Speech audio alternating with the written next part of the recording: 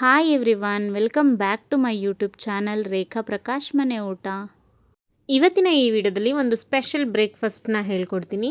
Actually breakfast ಯಾವಾಗಲೂ ಹೆಲ್ದಿಯಾಗಿದ್ದರೆ ತುಂಬ ಒಳ್ಳೆಯದು ಆ್ಯಂಡ್ ಲೈಟ್ ಫುಡ್ಸ್ ಇದ್ದರೆ ಇನ್ನೂ ಒಳ್ಳೆಯದು. ಅದಕ್ಕೆ ನಾನು ಅವಲಕ್ಕಿ ಚಿತ್ರಾನ್ನ ಮಾಡೋದು ಹೇಗೆ ಅಂತ ತೋರಿಸ್ಕೊಡ್ತಾ ಇದ್ದೀನಿ. ಅದನ್ನು ಸ್ಪೆಷಲಾಗಿ ಮಾಡೋಣ. ಅದಕ್ಕೆ ಕ್ಯಾರೆಟ್ ಅವಲಕ್ಕಿ ಚಿತ್ರಾನ್ನ ಮಾಡೋದು ಹೇಗೆ ಅಂತ ತೋರಿಸ್ತೀನಿ.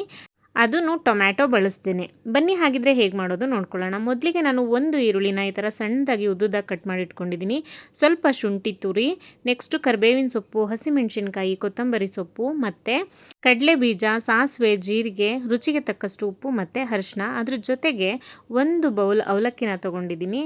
ಸ್ವಲ್ಪ ಕಾಯಿ ತುರಿ, ಒಂದು ಅರ್ಧ ಹೋಳು ನಿಂಬೆಹಣ್ಣು, ಜೊತೆಗೆ ಒಂದು ಬೌಲಷ್ಟು ಕ್ಯಾರೆಟ್ ತುರಿನ ತೊಗೊಂಡಿದ್ದೀನಿ. ಇದು ಚಿಕ್ಕ ಬೌಲು, ತುಂಬ ದೊಡ್ಡದೇನಲ್ಲ. ಅಂದರೆ ಅವಲಕ್ಕಿಗಿಂತ ಸ್ವಲ್ಪ ಕಮ್ಮಿ ತೊಗೊಳ್ಳಿ ಕ್ಯಾರೆಟ್ ತುರಿನ.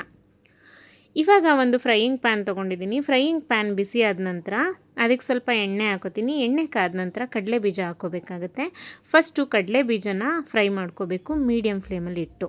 ಅದು ಫ್ರೈ ಆದ ನಂತರ ಸಾಸಿವೆ, ಜೀರಿಗೆ ಮತ್ತು ಕರಿಬೇವಿನ ಸೊಪ್ಪು, ಹಸಿಮೆಣಸಿನ್ಕಾಯಿ ಇಷ್ಟನ್ನು ಹಾಕ್ಕೊಂಡು ಒಗ್ಗರಣೆ ಮಾಡ್ಕೋಬೇಕಾಗತ್ತೆ.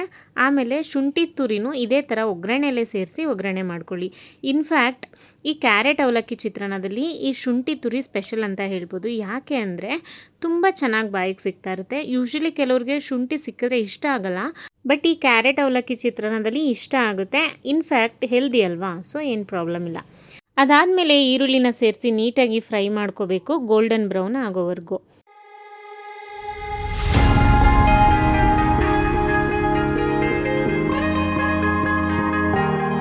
ಇಲ್ಲಿ ಈರುಳ್ಳಿ ಚೆನ್ನಾಗಿ ಫ್ರೈ ಆಗಿದೆ. ಇವಾಗ ಇದಕ್ಕೆ ಅರಿಶಿನ ಮತ್ತು ರುಚಿಗೆ ತಕ್ಕಷ್ಟು ಉಪ್ಪನ್ನ ಹಾಕಿ ಮತ್ತೆ ನೀಟಾಗಿ ಮಿಕ್ಸ್ ಮಾಡ್ಕೋಬೇಕು.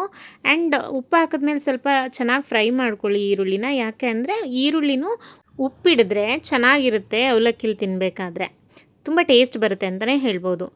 ಇವಾಗ ನಾನು ತೊಗೊಂಡಂಥ ಒಂದು ಬೌಲ್ ಅವಲಕ್ಕಿನ ಸೇರಿಸಿ ನೀಟಾಗಿ ಮಿಕ್ಸ್ ಮಾಡ್ತಾಯಿದ್ದೀನಿ. ಅವಲಕ್ಕಿ ಸೇರಿಸೋಕ್ಕೂ ಮುಂಚೆ ಮೇಕ್ ಶ್ಯೂರ್ ನೀವು 5-6 ಸಲ ಕ್ಲೀನಾಗಿ ವಾಶ್ ಮಾಡಿದ್ದೀರಾ ಅಂತ. ಬಿಕಾಸ್ ಅವಲಕ್ಕಿಲಿ ತುಂಬ ಡಸ್ಟ್ ಪಾರ್ಟಿಕಲ್ಸ್ ಇರುತ್ತೆ. ಕ್ಲೀನಾಗಿ ವಾಶ್ ಮಾಡಿ ಬಳಸಿ.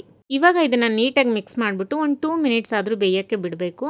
ಆ್ಯಂಡ್ ನಾನಿಲ್ಲಿ ಆ್ಯಕ್ಚುಲಿ ಕಮ್ಮಿ ಕ್ವಾಂಟಿಟಿಯಲ್ಲಿ ತೊಗೊಂಡಿದ್ದೀನಿ ಕಡಲೆ ಬೀಜನ. ನಿಮಗೆ ಬೇಕಾದರೆ ಜಾಸ್ತಿ ಹಾಕ್ಕೋಬೋದು. ಅವಲಕ್ಕಿ 1-2 ನಿಮಿಷ ಬೆಂದಾದಮೇಲೆ ತೊಗೊಂಡಂಥ ಕ್ಯಾರೆಟ್ ತುರಿನ ಸೇರಿಸ್ಕೋಬೇಕಾಗತ್ತೆ. ಸೇರಿಸ್ಕೊಂಡು ಮತ್ತೆ ಪ್ರಾಪರಾಗಿ ಮಿಕ್ಸ್ ಕೊಟ್ಬಿಟ್ಟು ಇನ್ನು 1-2 ಮಿನಿಟ್ಸ್ ಸ್ಲೋ ಫ್ಲೇಮಲ್ಲಿ, ಕಂಪ್ಲೀಟ್ ಸ್ಲೋ ಫ್ಲೇಮಲ್ಲಿ ಚೆನ್ನಾಗಿ ಬೇಯಿಸ್ಕೊಳ್ಳಿ. ಬೇಯಿಸ್ಕೊಂಡ್ರೆ ಆಯಿತು ಕ್ಯಾರೆಟ್ ಅವಲಕ್ಕಿ ಚಿತ್ರಾನ್ನ. ಇವಾಗ ಲಾಸ್ಟಲ್ಲಿ ಕೊತ್ತಂಬರಿ ಸೊಪ್ಪು, ತೆಂಗಿನ ತುರಿ ಮತ್ತು ನಿಂಬೆಹಣ್ಣನ್ನು ಹಾಕ್ಬಿಟ್ಟು ನೀಟಾಗಿ ಮಿಕ್ಸ್ ಮಾಡ್ಕೋಬೇಕು. ಇವು ಮೂರನ್ನು ನಾವು ಸ್ಟವ್ ಆಫ್ ಮಾಡಾದ್ಮೇಲೆ ಹಾಕ್ಕೋಬೇಕಾಗುತ್ತೆ. ಹಾಕ್ಕೊಂಡು ನೀಟಾಗಿ ಮಿಕ್ಸ್ ಕೊಡಬೇಕು.